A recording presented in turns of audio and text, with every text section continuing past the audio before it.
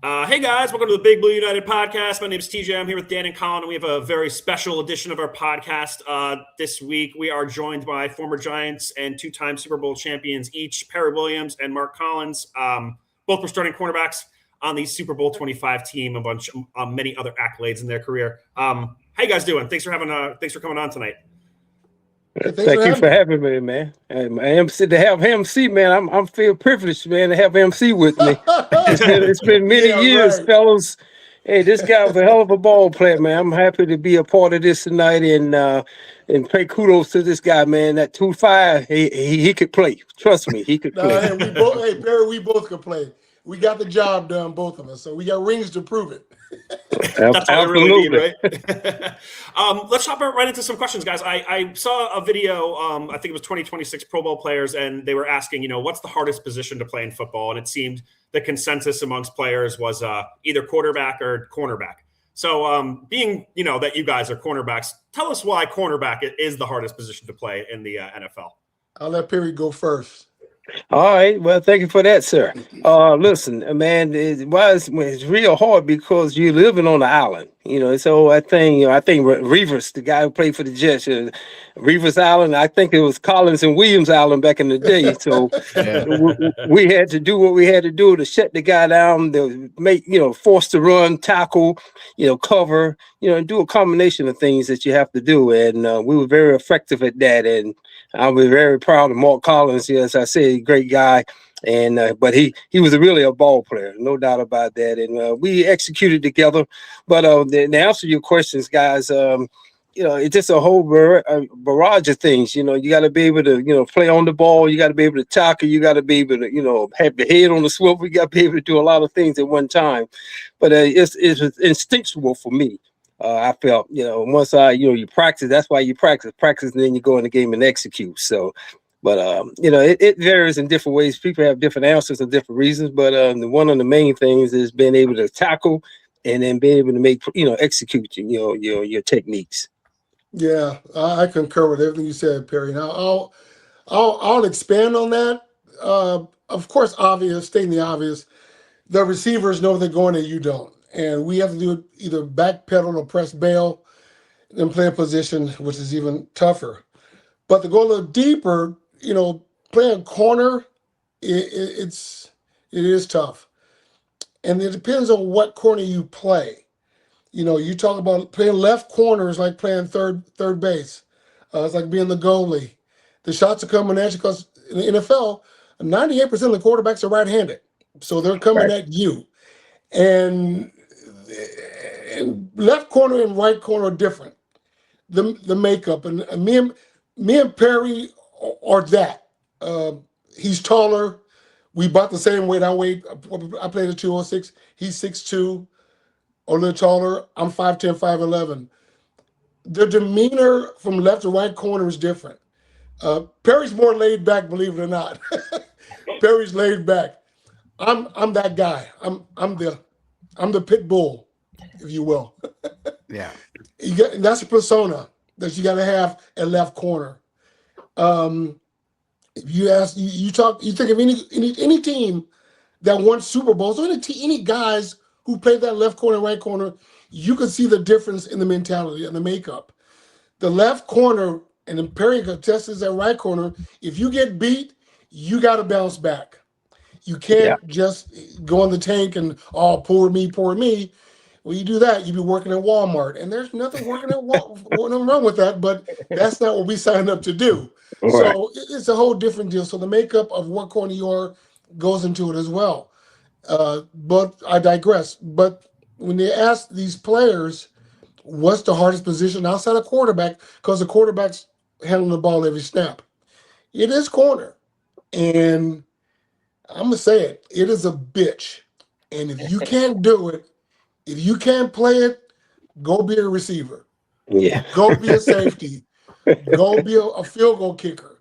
It's a special person playing corner. Yeah. Let me ask you, you mentioned a bit about like having that swagger. Would you say there's a more degree of mental difficulty or physical difficulty in playing the position, or is it just really a mix of both? For me, to answer that question, fellas, it's a combination of both. It's mind over matter. It's how you approach the game. What's your attitude? Marcus correct. He was more of a pit bull. I was more like a Rottweiler. I kind of sit back and wait until it's time to strike. Then I would strike him. But yeah, he inspired me. Guys talk about the Lawrence Taylors and all the other guys that we had, great guys who we played together. But I really had a special affinity for Mark Carlton because, hey, like he said, it's a bitch to play cornerback. You got to be a man's man to play cornerback. You can't be a little wimpy out there. You got to have a man's mentality. And to answer that other question, which you said, Mark, was a good point there. Analogy, when you say make a mistake, if they beat you for a play, or they beat you for a touchdown, if that's the case, then I always use the term in short-term memory. Got to have a short-term memory now, because we still got to play 59 more plays in the game, or 59 more minutes of the game, or whatever the case is. So you got to be mentally tough to do that. And Mark Collins had that. I've been around a lot of guys I played with, but he and I together, fellas, we caused havoc. I guess it was a quiet storm for me in a way, and for him. But when any other guys, and I've never been braggadocious about anything, but when it's time to go play the game, hell, I was looking for 25. Hey, let's go get it. So I knew he was going to go get it. So. And that's the trust factor, what we talk about in football. I trusted what he was going to do. I knew he was going to do it. I wasn't thinking about it or worried about it because I knew he was going to do what he was going to do. Yeah. And so I hope that, in the same way, vice versa with me. He knew I was going to give it all I had. Yep. I might not say it a whole lot, but silence could mean a whole lot of different devastating things. I was like an assassin. You just didn't know it. I was on you. He was always there. Always. And I tell you, me and Perry had the longest starting tandem in Giants history. We played the corners 7 years. No one's done that in the history of the Giants. And that's a testament to what he brought to the table as far as durability, his knowledge of the game, of course, his physical attributes, and him knowing the game. And when you play corner, and I know we're going to expand on some other things, but when you play corner, you just can't play the position. I always said when I played, even in high school and college, and in the pros, I got to own that position. And when you own it, you got to own everything that comes with it. The good, the bad. In my case, a couple of times, the Flipper Anderson catch, the Jerry Rice catch. I got to own that stuff. But you got to bounce back from it. And you learn from all the good and the bad, and you got to still go upward to be aggressive to what you're doing. And I think, and I'm not going to speak for Perry, but speaking for myself, those kind of plays or a missed tackle or something like that, mostly the big plays, those are the things that I built on. We talk about, the Flipper Anderson case. I'm on another show, the Giant Squad show I do with Locked On Sports that airs Tuesdays and Thursdays at 1 p.m. Eastern with Patricia Traina and Jay Bierman, my little plug. So those are things that you got to do at corner. When you get beat, hey, come back. That Flipper Anderson catch, lost the playoff game. Me living in LA at the time, I had to deal with that whole thing, being out there, the news people and the Rams and everything else. Stay focused, refocus, come back that next year, have a great year, we win the Super Bowl. Right. Stuff like that, a lot of people can't do it. Yeah. And I'll let Perry speak on his behalf, but that mentality part, that playing corner, that left side, when they're coming at you and you give up a play, you got to bounce back.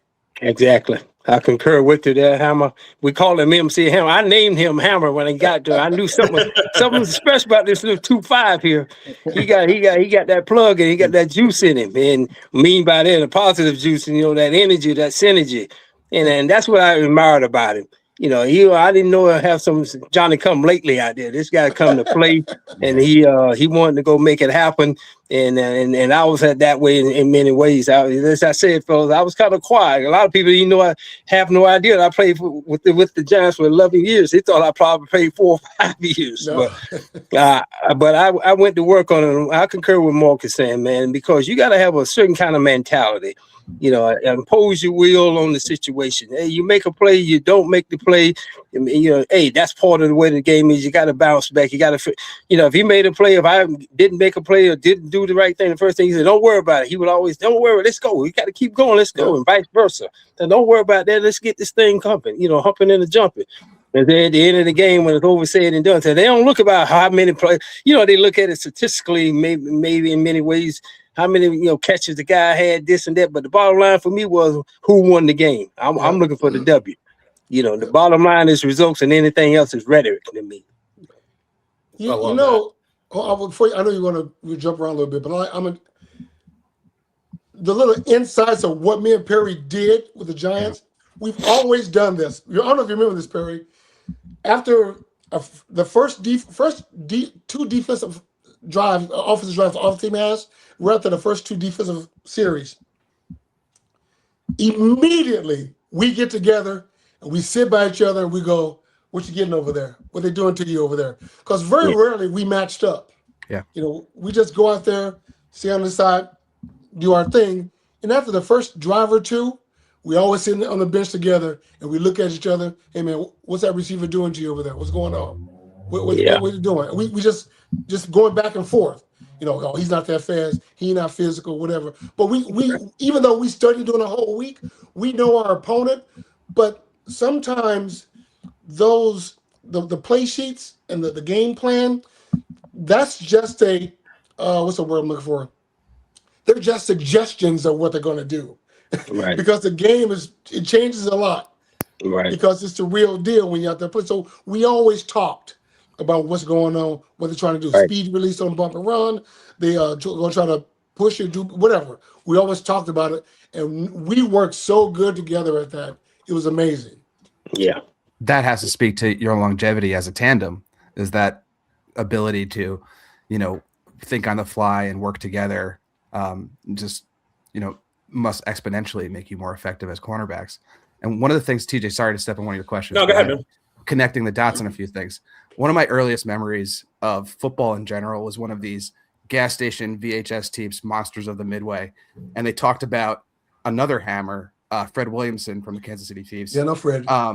And that mentality from the quarterback position, defensive back position, where you're able to dictate the game through your style of play was key for most of football. But coming up to the modern game with the rule changes, I'm wondering how you guys are thinking about how that affects people playing the position of cornerback now. Are they able to dictate the game in the same way by being aggressive, by being physical like that? Or is it changing the style immediately and changing what's required of cornerbacks in the modern game? Well, being quite honest with you, contrite, being truthful with all you guys, and Mark will maybe hopefully concur with me. I think a lot of the guys now is like toilet tissue, too soft. All right. It's too soft for me. You go play the game, man. You got money, they're paying you money. You can earn your money, earn your keep. Don't tell me about your feet hurting and this and that. Hell, I saw Mark Collins play with cracked ankles. I saw his shoulders messed up. I saw it all. A lot of other great players. So that's what you want to get me agitated. You want to get me riled up. That's what I want the guy to go out there and play his guts out. Leave your guts on the field. I'll sweep them up later and give them back to you. But could somebody play your style of football now with the no, most of them are not gonna do it. No, they're too pretty boys, Mr. Pretty. They ain't gonna get that down and dirty and nasty. They don't want to do that. That's too hard. That's too hard to do. They want to, and I'm not downing a lot of the guys because I don't watch a lot of pro football anymore like I used to. I still watch pro football. I love college and high school games. I'm from North Carolina, as you guys know, and it's a different story. Now, the reason I say high school because they are hungry. When high school guys are hungry to get to college and get a scholarship, and then when they get into pro, then they get a little complacent. And unfortunately, that's what happens. You get a man making 10, 20, $30 million a year, whatever the case is, I never experienced that much, but I experienced the very fact that I had a chance to go out there and prove myself. I'm gonna earn my keep, and more importantly, I owed it to my teammates and my brother's keeper and my brother's keepers. That was the whole thing with me. I had to go. Mark Carl, I got to make sure I take be with him, make sure I do my job, and Terry Kennard and Kenny Hill, and we go on and on. LT, of course, and Leonard, Jim Burke. Harry Carson, Carl Banks, Curtis McGriff, George Morton, you name them. I was accountable. I had to be accountable to all those guys. Yeah. And I went out there and laid it on the line. That's the way I felt. I couldn't let my guys down. I refused to do it. I'm gonna give you one other thing, guys, and I'm not jumping off script. Excuse me, Mark. I'm gonna say this. No. I remember Mark. I know he remembered. My grandmother died in 1988, and we had a Monday night football game. Yep. And against Washington Redskins, now the Washington Commanders. And I remember that we had just won the first Super Bowl, and my grandmother was able to see that. And then, unfortunately, she passed away.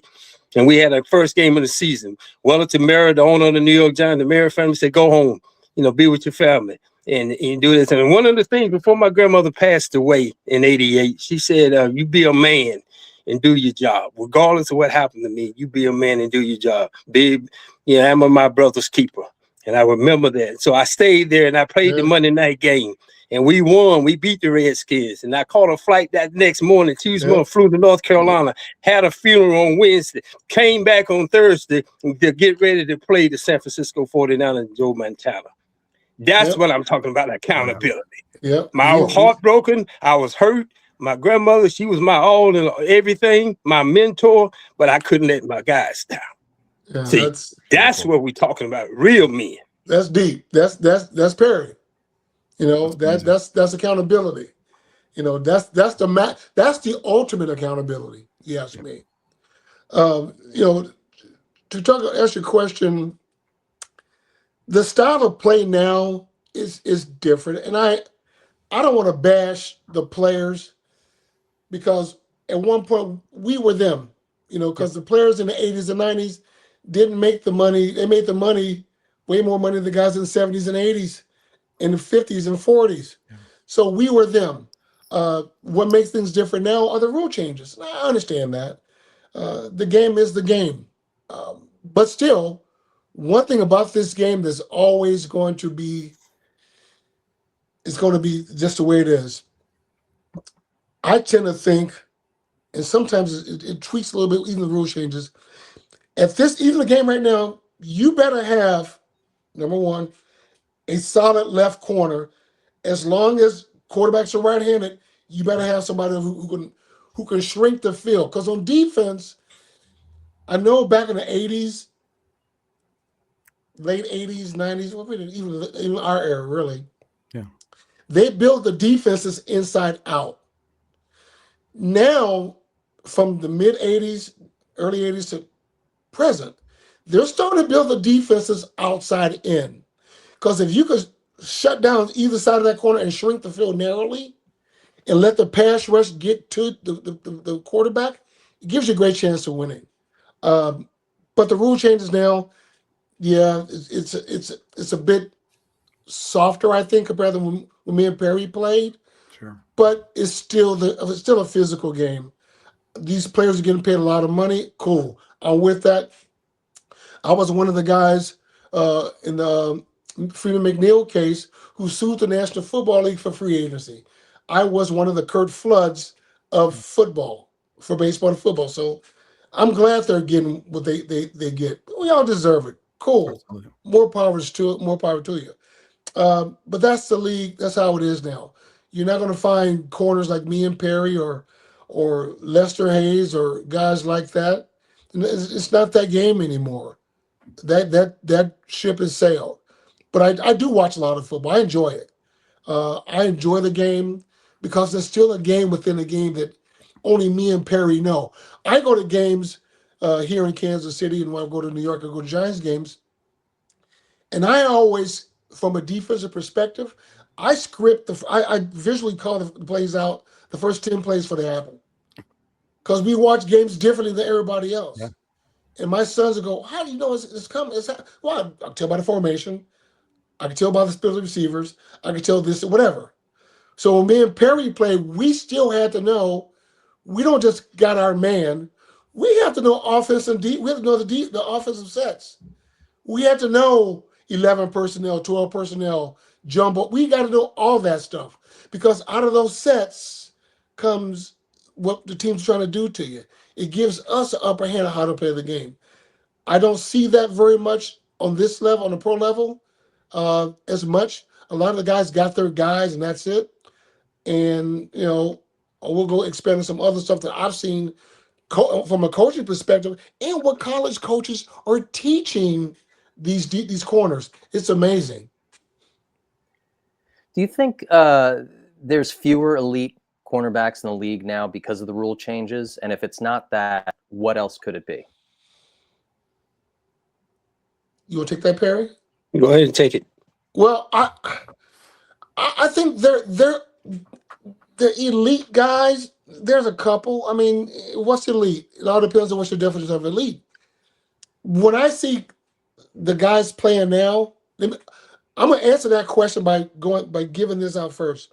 My son was getting recruited to college, goes to a school. I'm not gonna name the schools, but he goes, and I'm talking to the DB coaches, the corners coaches in particular, and I'm asking them, okay, what are you teaching as far as, playing on the ball, playing for the ball, looking for the ball, that kind of stuff. He goes, and this is not just one coach I'm talking to, a lot of these college defensive back coaches, corner coaches. They're teaching the cornerbacks just to run with the guy and throw your hands up and block the vision of the receiver instead of making a play on the ball. And I'm going, no, you're supposed to teach them the right way to cover. You're teaching them wrong. You're teaching them that 15 yards is better than giving up a touchdown or a big play. Because pass interference in college is 15 yards. They're teaching them that instead of teaching them proper technique. Instead of making a play on the ball, going for the ball. Yeah. So that's the biggest deal. Yeah. That I see now. Go to the elite part. You'll see some corners who you can tell they've been taught the right way because they're running and they got the guy secured and they're looking back, they're making a play on the ball. Those are the guys who are elite. Now, what's elite? I don't know. Everybody's different. But I'll tell you this. I'll tell you what a complete corner looks like. A complete corner can defend the deep ball. A complete corner will come up and make a tackle. And a complete corner is never out of place. Yeah, they'll get some balls caught on them because those guys get paid too, the receivers. Right. But a complete guy is not just a guy who can cover deep, but he's gonna stick his face in the fan and make a tackle. To me, that's a complete corner. There are a couple out there, but you guys can pick out whoever you want to pick out, name those guys who you want. It's interesting because I feel like in the last 10 or 15 years or so, there were the Revises, there was Asamoah, a couple of guys that you always went to. They're like, oh, that's the elite guy. Now we're just kind of watching the game, and I feel like the names aren't jumping out like they used to. So it's just interesting to see how things have changed even over the last 5 years. Well, Trent McDuffie was a complete corner. The Rams got him. He could tackle. I think Gonzalez from New England is a hell of a corner. He's a complete corner. Who else out there? Yeah, they're not jumping off my mind right now. But there's a couple out there who are complete. That they can cover. Okay, they check that box. They can tackle. They check that box, and they're never ever out of position. That's complete to me. Yeah. Right. I'm going to ask you more about some of the younger guys and sort of coming out of college. What is the NIL, in your opinion, doing to the game of football at this point, and the mentality that the kids are having coming out of college? Well, to answer that, I start out on that. The answer to that is greasing the pockets, pay to play. It's about that now. It's going to that. I went to NC State, North Carolina State University, 1979 to 1983, before I got drafted by the Giants. I got out of the deal for 4 years, $2,400, $600 a year for 4 years. So you think about it, that was just laundry money, when you look at that. And these guys, I'm happy that me personally, I talk about this in my class when I'm teaching at the university here in Long Island, New York, at LIU University here. But I'm here in North Carolina now at the moment. But nevertheless, they should get a compensation. I believe personally, these kids, you get something out of the deal in that sense. You know, the universities and is making millions and millions of dollars. There's no doubt about that. But make sure you take care of the kids. A lot of these kids come from humble beginnings, and a lot of them is struggling to try to survive, and they go into school to try to better themselves. But if they can be paid for their name, likeness, and information that they may have, and they may, why not, compensate the kid? Yeah. It's gonna help your program out. It's gonna make millions and millions of dollars for your program. I understand that. I'm not saying you got to go out there and give them billions or millions and millions of dollars, but at the same token, make it fair to the young man or the young lady. I put them involved in that as well, because it's important. Not everybody come from a fortunate background. Most of us, I know most of the guys that when I was associated with, as well as Mark, I'm not going to speak on his back, but I come from humble beginnings. I didn't have much, and I understand about not having, improvising and still working hard to try to get somewhere. And that was just my take on that with the NIL money. Yeah, everybody should. In my personal opinion, again, with guys and girls, I say this in my psychology class all the time. They ought to get everybody should get a stipend. All the sports, in my opinion, all of them. Give them some kind of stipend. I understand all too well. Many weekends when I was in college and I didn't have any money, I couldn't go nowhere. I had to go to the cafeteria to eat the dinner in the evening time, or lunch and breakfast dinner, and that was it. Couldn't go out nowhere because I didn't have any money. So I think the kids deserve to have something. I'm not saying go buy them a mansion, but at the same token, make sure they can keep the lights on at the house with their families or whatever, food on the table. I think that's very important as well. Yeah, I don't want to look at it as the kids and young men as robots.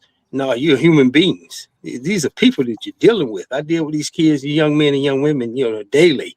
And it's very important that that you mean something to the system besides just going out there and being a number and going out there and playing whatever sport that may be. But because there's more life after sports, transition into the real world. That's the big thing. And so I put a lot of onus and emphasis on that, because not everybody going to be a Mark Collins or Lawrence Taylor or Harry Cole, whatever, Carl Banks, or Phil Simms, you name them. And not everybody going to have that position, have that position. So my thing is have something to fall back on. So that's the big thing, the way I see it. Yep. Well, in honor of the Masters, I got my little Masters there. There you go. I'm going to take a little... That's good. Anyway, now I'm cool with the NIL. First thing, everybody's not getting paid on NIL money. Okay, let's just put that's just fact. Everybody ain't getting boatloads of money.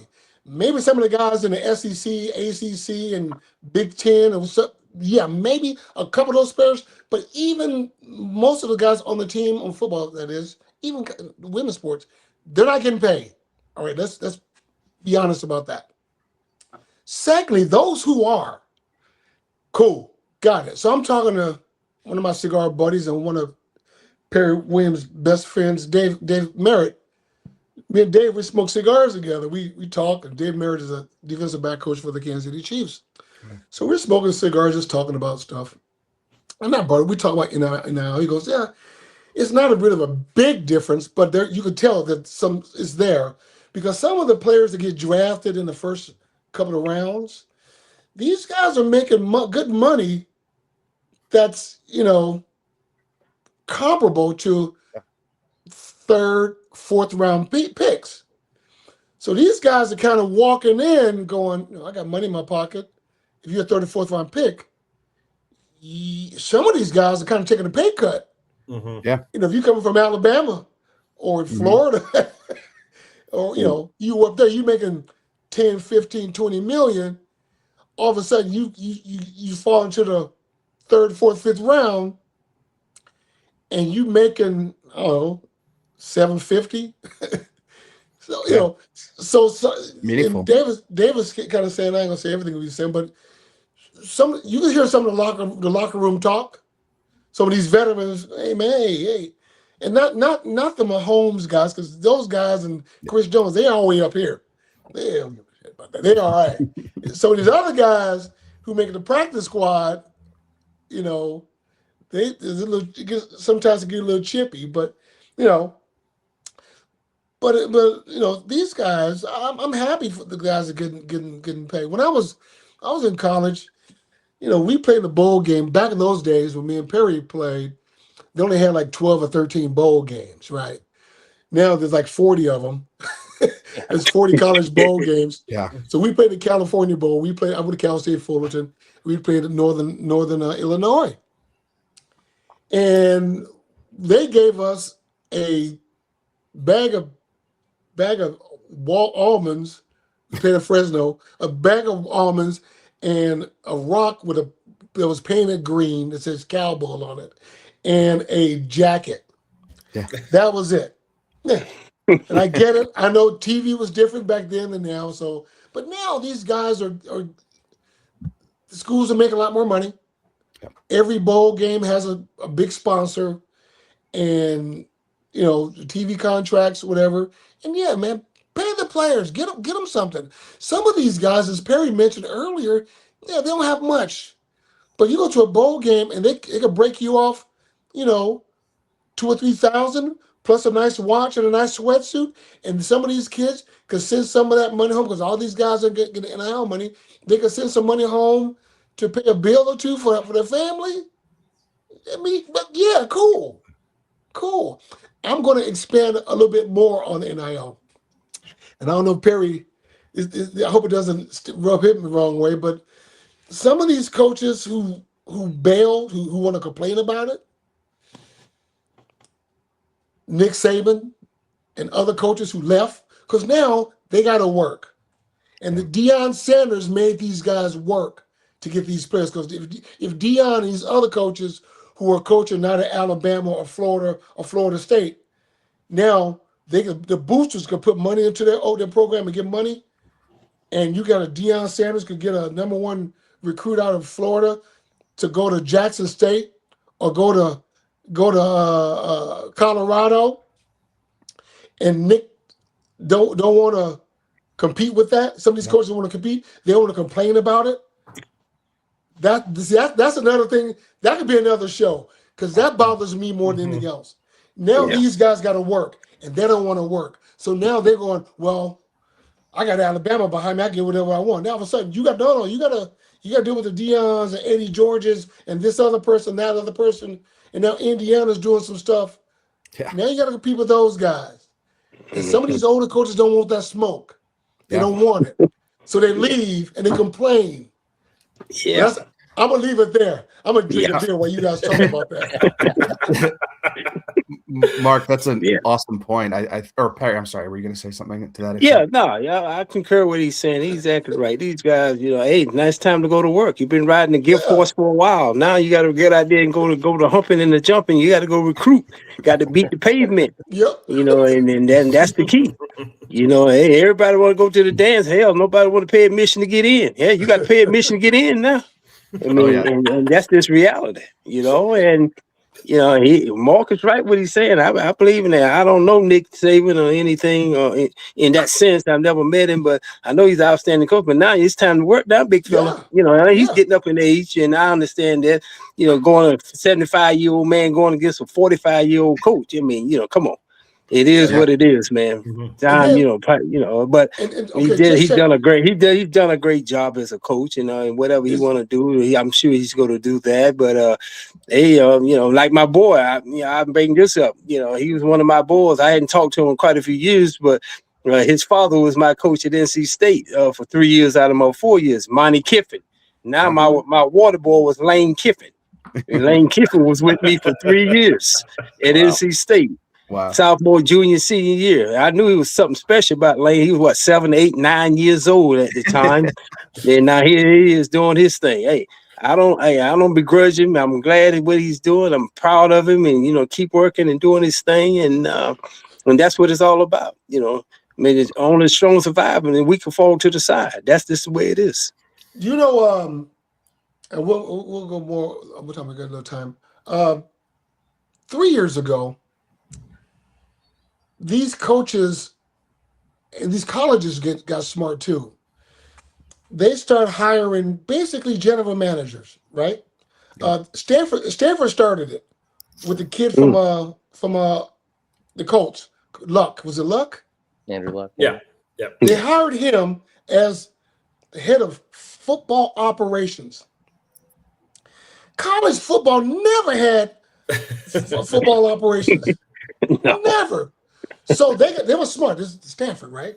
Yeah. So they're going, hey, you know what? We got to get ahead of this NIL thing, and we're gonna make some stuff happen. So they hired him. Then North Carolina hired somebody. Then now all these teams now got a former player of status to be their head of football operations. And what that means is they want to send these guys out there to all the major donors to supply money for the NIL. That's all they're doing. They're fundraising. They're going to get money. That's all they're doing. Now, back to the point where I say everybody's not getting paid. Perry's at LIU. I don't know the people who graduates and all this stuff, their alumni, the big money alumni, but I bet you it doesn't match Alabama's or Stanford's. No. I bet you it doesn't.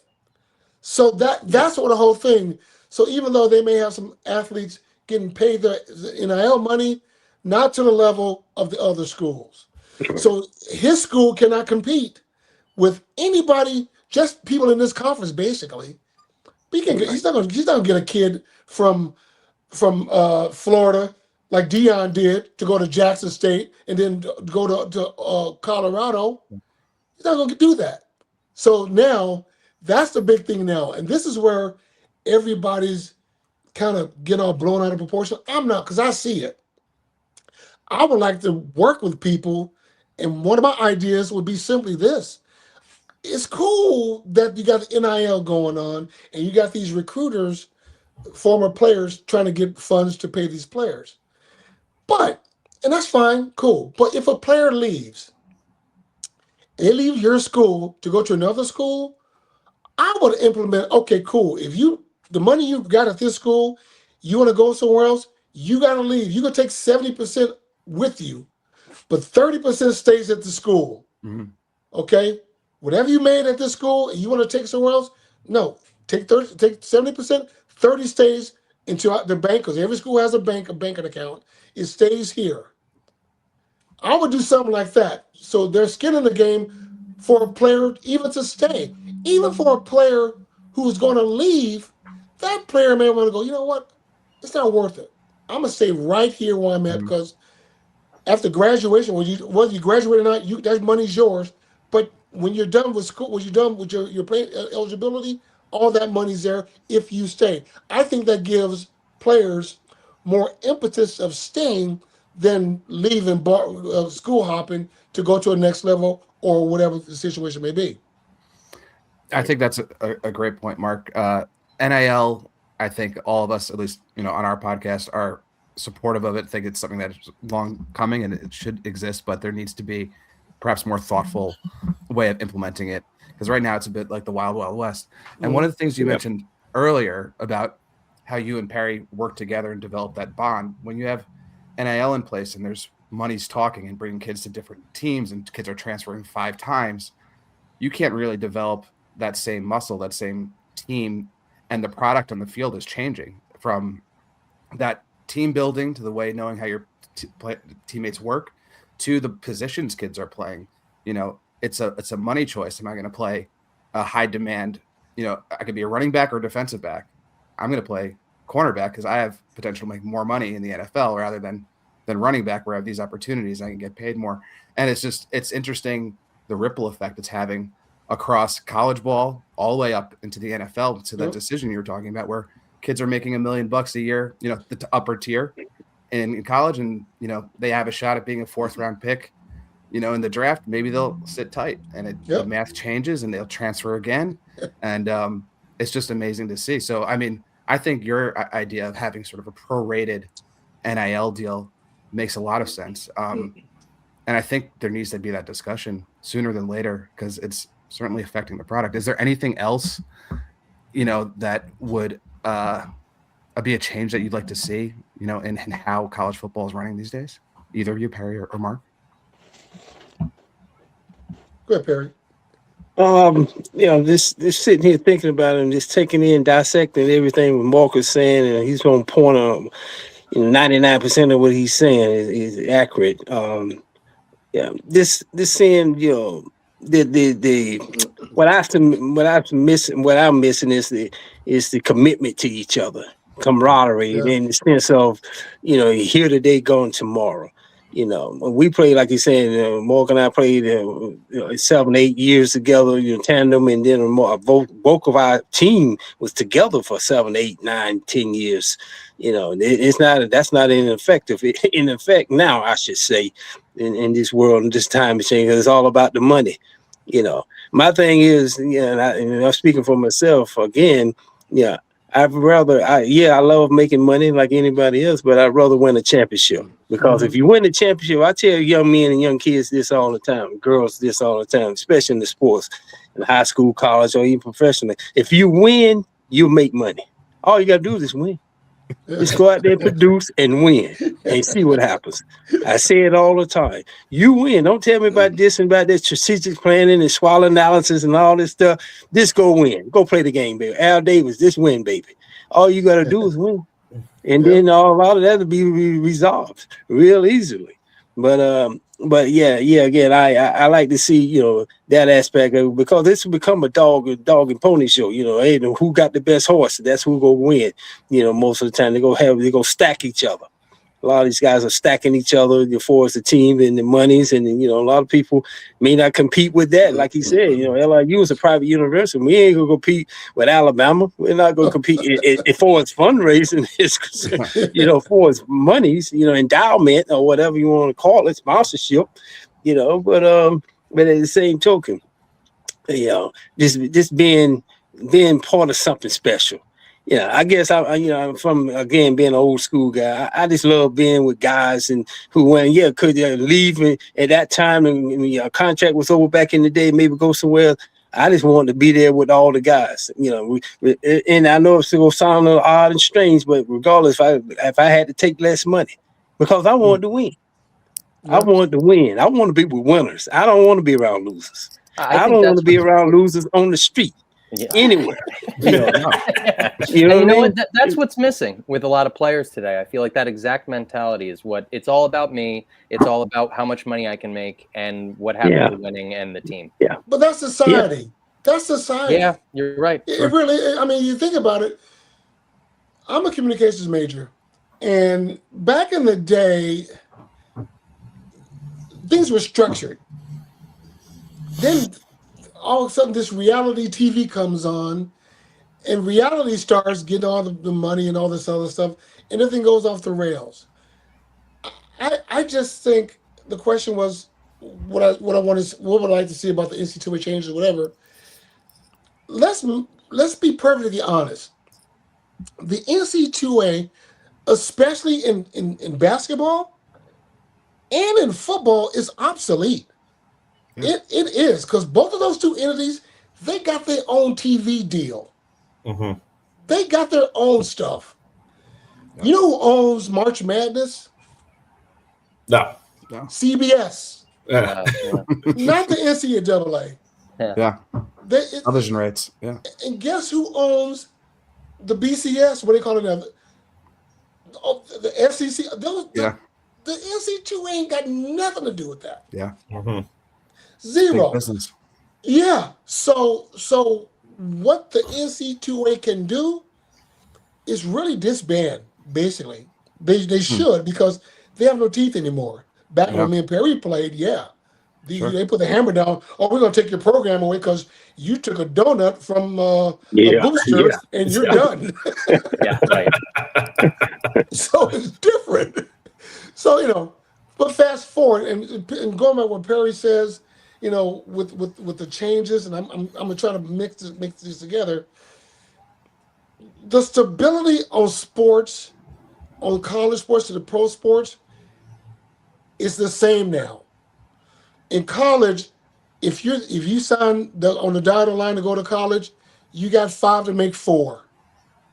Now, if you're one of those players, you can go wherever you want to go, or if a new coach has come to your school, and take over a program because your other coach got fired, that coach can make you get into the portal and your ass out.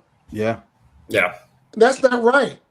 Yeah. totally. I would fix that too, but that's another story. But It's a great point. the camaraderie is the same as the NFL. Me and Perry in the locker room, 8 years, 7, 8 years in a row. But we've seen a lot of people who were there 1 or 2, and that 1 or 2 years, and they get replaced by somebody else. It's that rotation. You're there. It just rotates. College is that way now. Yeah. So the NFL is no different than college ball and NIL. It's true. It isn't. How do you fix it? That's another beer or two. But and that's not what this show is about. Actually, it is sometimes. That's wild. But anyway, anything else you want to talk about? I mean, I know you guys got something up after this, and we've hit our time. So, I mean, I just really want to thank you guys for coming on and being so candid with us. I had a great time asking you guys questions, and we really appreciate it. And thanks again. I had a quick question. Sure, yeah. Who are the Giants taking with the first pick Yeah. at 5? I'll take Personal that. preference. Personal preference. No, I tell you, if Styles is there, they'll take him. Yeah. If he's not, I think they'll trade with Kansas City at the 9th spot and trade down. I'd love That's what I that. was thinking. That would be smart to do. But if Styles is there, they'll take him. If not, trade with Kansas City at 5, at 9. I'm also looking. Thibodeau may be maybe a day trade too on that day as well. Yeah.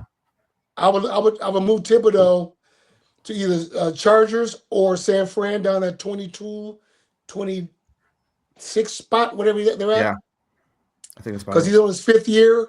I don't think they're going to honor it. He's been hurt a lot. So anyway, that's what I think. Love the insight. Yeah. All right, cool. Thanks again, guys. And thanks everybody for listening. You can follow Big Blue United on Facebook, Twitter, Instagram. Follow us, BBU Pod Boys with the Z on Twitter, and we'll see you guys next time. Thanks, guys. Peace. Thank you so Enjoy. much. It's a Take pleasure. care.